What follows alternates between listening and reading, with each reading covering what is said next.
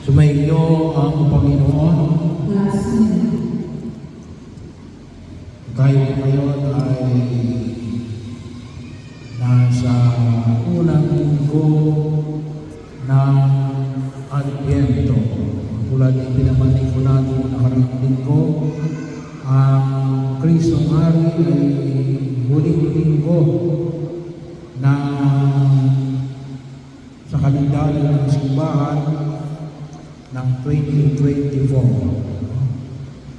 At ang unang linggo ng Adbyento para sa kalendaryo ng simbahan ay bagong taon. Well, yung kalendaryo ng gobyerno o ng sibil ay sa January 1 pa. Pero tayo, tutusin ko, ay ngayon tayo nagsisimula ng 2025. Kaya kanina nagtatanong mo saan yung ordo. Wala na yung ordo ng 2024. Iba na yung ordo ng 2025. At yun ay nagsisimula sa araw na ito. Sa kalendaryo ng simbahan. Nanawa ay makita natin yung ating paghahanda sa pagdating ng Panginoon. Sabi nga natin sa pagdating ng paghahari ng Diyos na ipinamanig dito natin. Sabi nga noong nakaraang linggo ay pwedeng dalawa, yung katapusan ng daigdig o ang kamatayan ng bawat isa. Hindi ho para tayo itakulin. Nagaman narinig natin sa Ebanghelyo na ihimatayin sa takot ang mga tao. Bahagi yun na kung saan ay pinaalala sa hindi sinasabi ni Jesus sa mga bagay na ito para balik takutin. Nabigyan ko na rin ko ng biyan na maraming linggo. Pero hayaan mo po na palabigin pa natin ngayon sa araw na ito. Hindi ho tayo tinatakot na Jesus. Anong nais sa pamanig na Jesus? Sabi nga, tayo ay bigyan ng lakas upang harapin ang mga hamon ng daigdig na ito. Kasi kasiguraduhan, mahalin, may katapusan. Hindi natin yan maipag-usal sa walang bahala. Pero ano yung panyayan na ibinigay sa amin ng Panginoon Kapal? Kagalangan. Magalang kayo. Yun ang sinabi ni Jesus. Hindi niya sinabing matakot kayo. Ngunit magalang kayo. Bahagi yun na kung saan ay pinamamanig ng Panginoon Kapal. Kung minsan sabi naman natin, madali ho ang takot o manakot, ay hindi yan makalos. Yung mga bata, kuminsan dahil hindi pa natin mapaliwanagan, dinadaan namin sa takot. Pambata lang yung takot at hindi mo yan makalos. Kung para sa mga matatanda, ang minsan yung bata dahil hindi mo mapaliwanagan niya, makakuha ka lamang ng sinelas sa hawak-hawak mo. Takot na yan, hindi kaya walang silbi. Bahagi yun. Pero kapag ang bata ay at the age of reason, yung sabihin, 7 years old na, dapat unti-unti nang pinapaliwanagan. Bahagi yun. Yun yung mabigat. Kasi kapag sinabi mo na kagalakan, kinakailangan mo ng katwiran.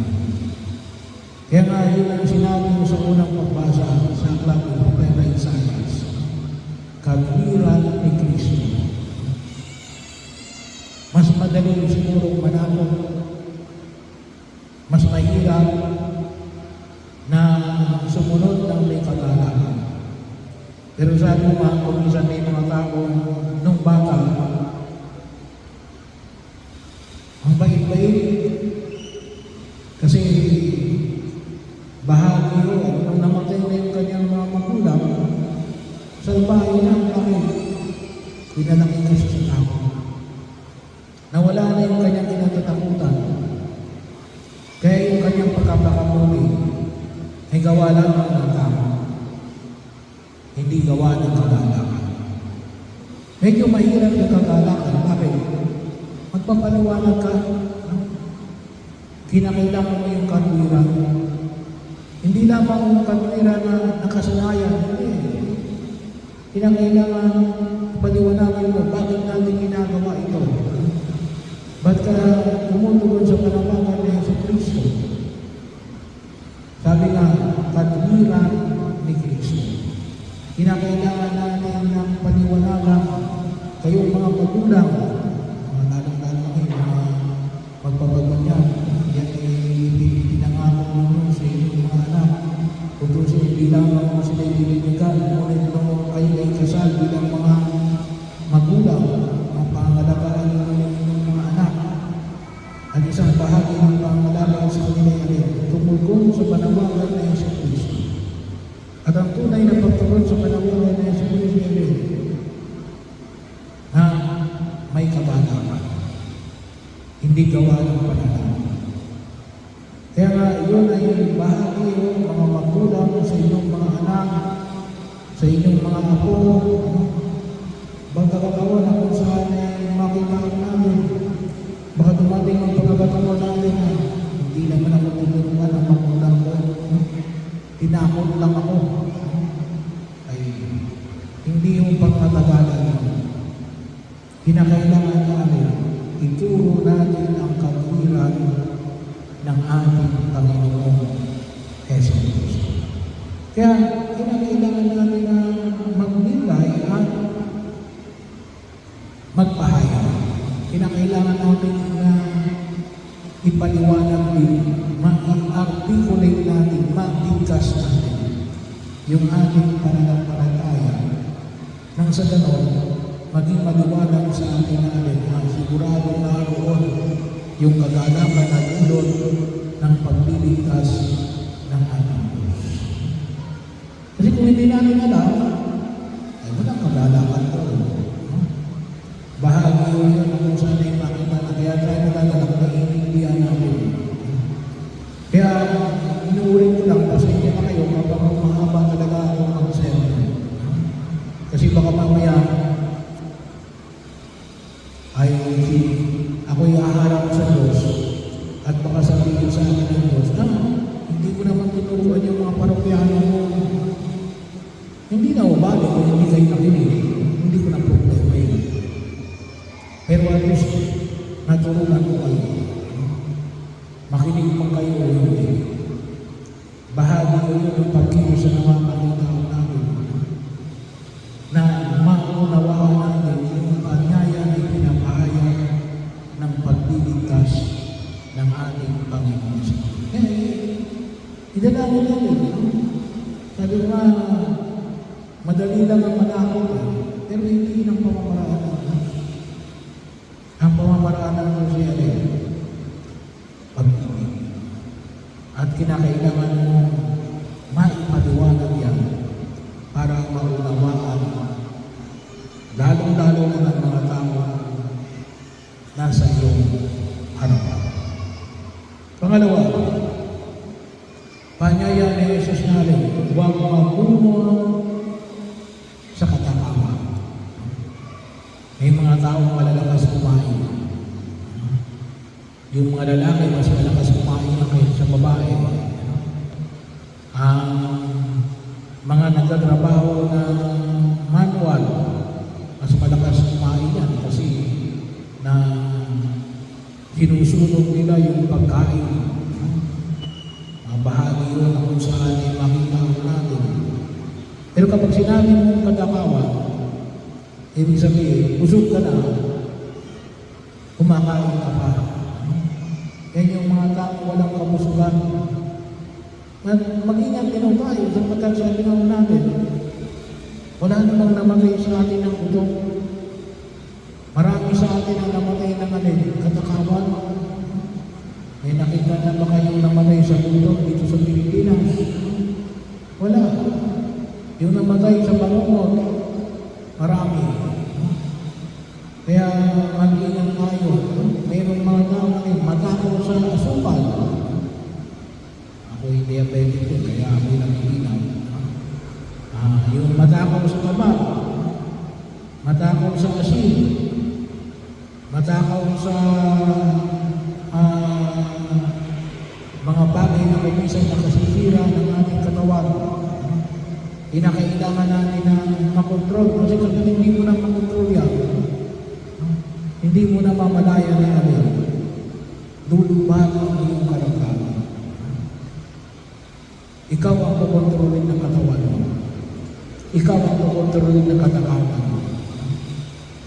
Ganon din sa paglalasing.